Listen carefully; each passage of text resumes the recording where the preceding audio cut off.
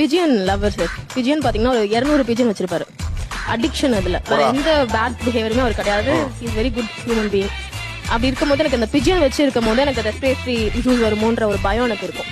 அதனால நான் கல்யாணம் பண்ணதுக்கு முன்னாடியே வந்து சொல்லிட்டேன், நீ பிஜியன் எடுத்தாதான் நான் கல்யாணமே பண்ணுவேன் அப்படின்னு.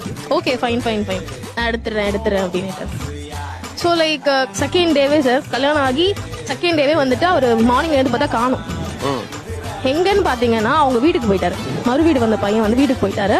என்னன்னு பாத்தீங்கன்னா அந்த பிஜியனோட ரேஸ் டே அப்ப தேர்ட் டே நான் டிசைட் பண்ணது டிவோர்ஸ். மூணாவது நாளே அவ்வளோ பெரிய ஃபைட். மாடியில பாத்தீங்கன்னா ஃபுல் மாடியா ஆக்குப்பையா இருக்கும். அதுக்கு ஃபீட் பண்றதுக்குன்னே ஒரு 1 lakh செலவு பண்ணுவாரு மந்த் அப்படின்னு நான் சொல்லும் போதுட்டு இவரை தான் அதை விடவே இல்லை சார்.